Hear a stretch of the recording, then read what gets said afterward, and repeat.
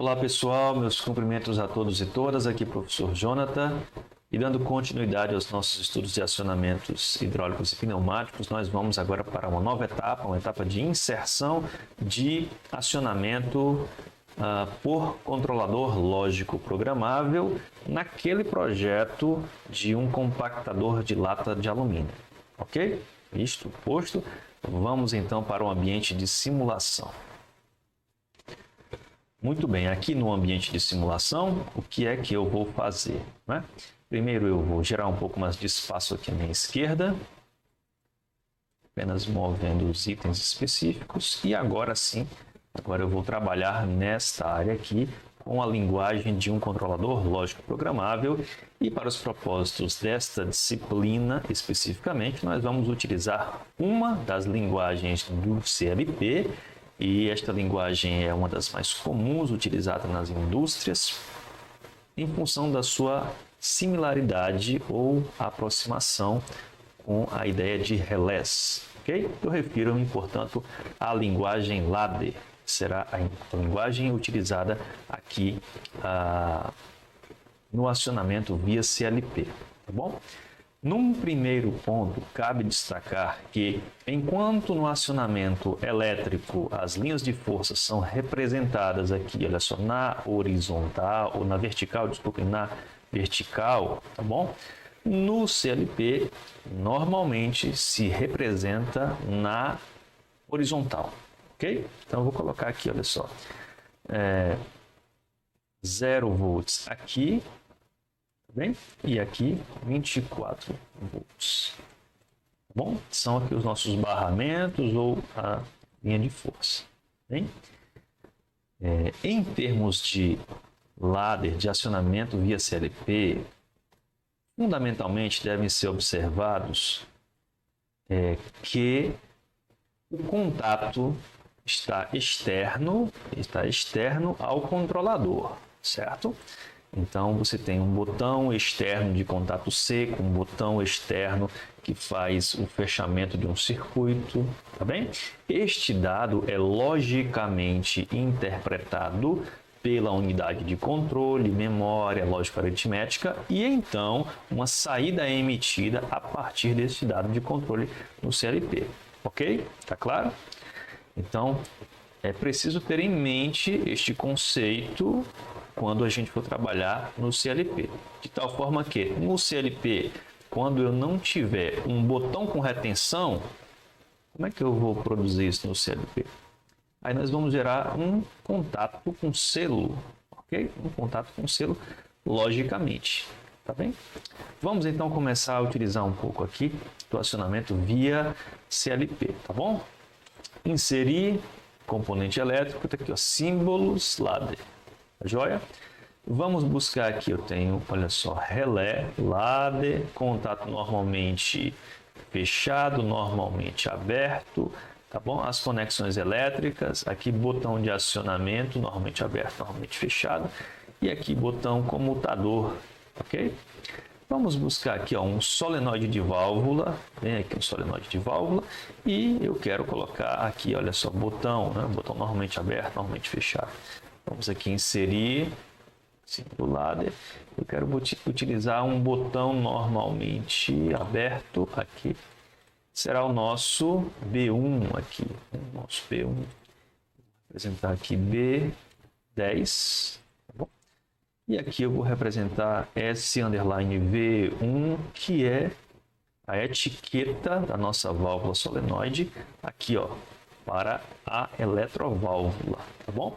Então, aqui só repetindo, o nosso sistema de atuadores, só tem um atuador, um só cilindro. O nosso sistema de acionamento puramente pneumático, embora estas duas válvulas aqui recebam acionamento elétrico, tá bom? O nosso sistema de acionamento elétrico, então aqui eu tenho eletropneumática, e agora será o nosso sistema de acionamento por CLP, tá bem? Aqui eu vou fazer o seguinte, já que eu vou utilizar esta dupla aqui, ó, acionar V1, SV1 e SV2, no caso, né, solenoide de V1 e V2, vamos fazer o seguinte, eu vou copiar isso para cá, tá bem? Parece ligeiramente confuso, né? SV1, V2. Vamos colocar assim, pessoal, fazer só uma revisão aqui, com licença. Vou chamar de V0, V1 e V2. Tá bom? Só o nome das válvulas aqui, ó. Para ficar bem. Então, solenoide da válvula 1, nome válvula 1. Solenoide da válvula 2, nome válvula 2. Tá bom? E válvula 0 aqui. Tá bem? Aqui já está mantido, tá bom? Vamos aqui, V1 e V2. Vocês vão observar que no modelo que eu estou utilizando aqui, ocorre uma particularidade quando eu trabalho com estas válvulas aqui. Ou melhor, com estas etiquetas para as válvulas. Muito bem, vamos simular? Olha só o que ocorreu aí. Não ignore as mensagens de alerta de nenhum dos softwares, tá bom? O que está acontecendo aqui? Nós temos uma etiqueta duplicada. Ele não consegue fazer a simulação. Não consegue. Porque aqui eu estou dizendo que o acionamento é elétrico para estas válvulas. E aqui eu estou dizendo que o acionamento é lógico para estas válvulas. Ok? Então, ou você vai fazer com etiquetas diferentes, ou vai utilizar um único acionamento. Tá bom? Por hora, aqui eu vou fazer o seguinte. Para efeito desta simulação, eu vou só retirar as etiquetas. Vamos simular. E aqui, olha só, quando eu pressionar B10, ele energizou, ok? Energizou e fez com que as duas válvulas fossem acionadas, ok? Bom, por que que ele está acionando as duas válvulas ao mesmo tempo aqui? Porque eu tenho dois botões diferentes que, logicamente, estão com a mesma etiqueta. Não é? Por isso que quando eu aciono aqui esse botão superior, ele fecha o botão inferior também, são a mesma etiqueta, tá bom? Na prática, claro que vocês vão trabalhar com etiquetas distintas, etiquetas diferentes, tá bom? Então você tem aqui o acionamento de B10, válvula sendo acionada, olhe lá para V1, a válvula aqui, ó, V1. Pressionei o botão, energizou a solenoide comutou aqui o estado da válvula e permitiu que o fluido passasse alimentando então a válvula de simultaneidade E1, tá bom? E agora o mesmo com V11, olha só, apenas uma é acionada, tá bom? Em termos de minimizar aqui a complexidade do sistema e para demonstrar apenas a funcionalidade, o que eu vou fazer agora? Eu vou deixar as duas válvulas aqui com o mesmo nome, porque eu usufruo do que eu quero aqui no sentido de simular, ok?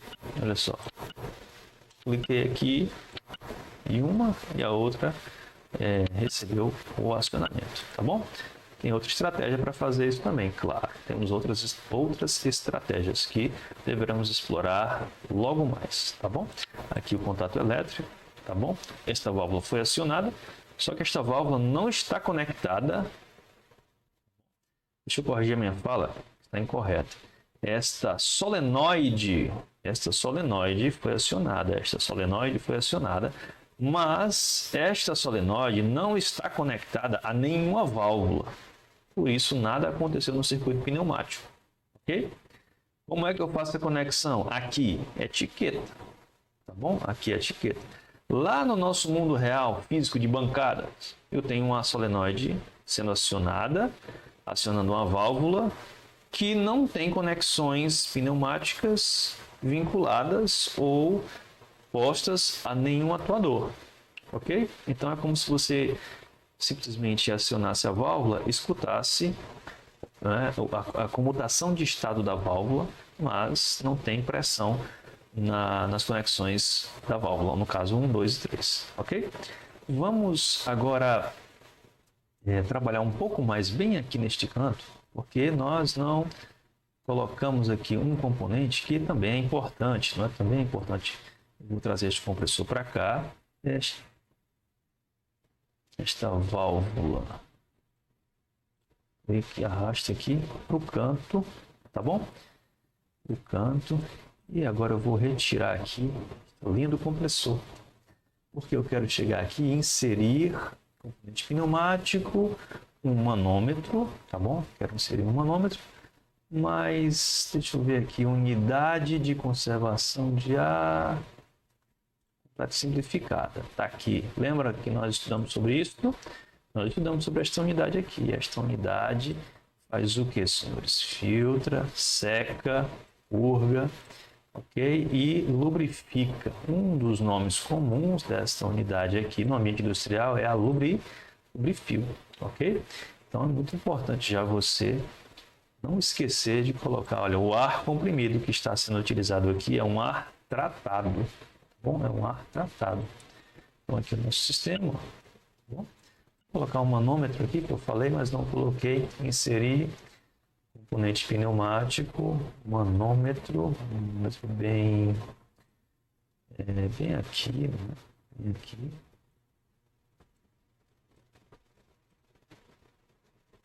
Pronto.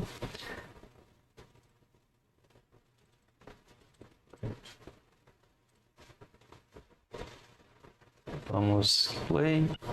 Pronto, aqui a pressão sendo exibida no manômetro, ok? Vou fazer um contato manual e o sistema trabalhando aqui por acionamento manual, ok? Aqui eu vou fazer o contato elétrico, o sistema não vai trabalhar, por quê? Porque as solenoides não estão vinculadas às válvulas, tá bom? Eu vou aqui modificar estes nomes e agora sim nós teremos S_V1 e S_V2. Muito bem. Então está aqui o nosso acionamento puramente pneumático, eletropneumático, acionamento elétrico e agora via CLP, tá bom? Ok? Então um passo inicial aqui foi apresentado de tal forma que nós conseguimos expandir as possibilidades para maximizar os tipos de acionamento do nosso sistema de compactação ou do nosso compactador de latas, ok? Aqui é um passo inicial, tá bom? Os próximos passos deverão conter a inserção de outros cilindros do tipo A, B, C, tá bom? D é dependendo da quantidade de cilindros necessária para realizar o acionamento que você está projetando, tá bom? Uma outra hipótese é que você não utilize um cilindro de simples efeito, de simples ação, mas um cilindro de dupla ação, ok? De dupla ação, bem? Uma outra hipótese é que você trabalhe no curso do cilindro aqui. Por exemplo, nós temos um cilindro com curso de 25 milímetros, você poderia ter um cilindro com curso de 50 milímetros, ok? Tá bom? E nestes termos, vale muito destacar que, seguidamente, nós vamos colocar aqui, próximo do cilindro, alguns sensores, quer magnéticos, quer elétricos, quer sensores mecânicos, ou seja, um rolete de final de curso, um gatilho, de tal forma que quando o cilindro chegar até o final de curso ou ao meio do curso, dependendo do projeto, tá bom? Ele aciona uma das válvulas. O que eu quero dizer com isso? Imagine que este cilindro aqui, quando chegar no meio do curso, 25 milímetros, ele toca um pino ou toca o rolete que já aciona esta outra válvula aqui. Okay? É isto que nós vamos estudar na sequência, tá bom? E, portanto, nós vamos estudar acionamento sequencial de cilindros e utilizaremos tudo que nós tivermos já de conhecimento necessário para realizar, então, tais acionamentos, ok? Por hora, o que é que nós temos aqui? Nós temos um projeto simples de um compactador de latas de alumínio que nos dá um passo inicial para começarmos a uma discussão técnica mais aprofundada sobre isso, porque eu tenho a proposição do projeto aqui, a área mecânica de acionamento de atuador, eu tenho aqui a proposição do sistema pneumático, eletropneumático e agora acionamento via CLP. Em termos industriais, nós começaremos a discutir sobre custo-benefício, sobre viabilidade técnica, sobre manutenção, sobre quais dos acionamentos utilizados são os mais adequados para os propósitos deste projeto de compactador, visualizando os dois horizontes, tá bom? O horizonte de ser de baixo custo, econômico, tá bom? E aqui já vai um alerta, cuidado com a expressão automação de baixo custo, porque ela pode resultar, depois de alguns anos, na necessidade de um upgrade, de uma expansão, de um retrofit, tal que torna inutilizado, tá bom? O projeto inicial. Tá bom? Então, o que eu quero que vocês comecem a visualizar, a pensar, a projetar? Sempre façam a seguinte pergunta: e se for expandir, e quando for expandir, como é que será este acionamento? Tá bom? Preste atenção que, de novo, eu estou destacando o seguinte. Olha o que nós temos aqui, o diagrama. Quantos cilindros nós estamos acionando? Apenas um cilindro, e é um cilindro de simples efeito. Como é que eu faria o mesmo acionamento se o cilindro A fosse de duplo efeito? Ok? Tá bom? Então, se o primeiro ponto de análise é economia, o segundo ponto de avaliação, de análise para vocês pesarem custo-benefício é a característica da expansão do sistema que você está modelando, está projetando, está apresentando. Ok? Muito bem. E em termos de análise, de avaliação técnica, ou mesmo de avaliação acadêmica, o que é que eu desejo que vocês comecem a apresentar e a propor? As seguintes situações. Número 1, faltou energia. Como é que faz? O sistema funciona ou não funciona? E agora? Ok? Número 2, a válvula V1. A válvula V1, ela está danificada, não funciona mais. Mas nós temos lá no almoxarifado uma válvula que não tem 3 conexões, tem 4 conexões. Será que não serve? Claro que esta é a linguagem mais de leigo, ok? A linguagem mais técnica, a pessoa, o responsável, o profissional lhe procuraria e diria: eu não tenho a válvula 3 duas vias, avanço solenoide ou manual, retorno por mola. Mas eu tenho a mesma válvula sendo 4 duas vias. Serve ou não? Entendeu? Portanto, vocês têm também uma outra demanda, que é: qual é o grau de adaptabilidade do seu projeto em termos de manutenção, de substituição de componentes? Ok? Como é que eu faria se esta válvula aqui fosse danificada? Substituiria por uma 4 duas vias, dava certo? 2 vias dava certo? Por uma 5 duas vias dava certo? Como é que eu faria isso? Ok? Isso aí eu deixo para que vocês façam esta análise, essa substituição. É algo muito simples, mas fica já como um alerta para que vocês tenham essa expansão dada a perspectiva de acionamento. Tá bom? Ok?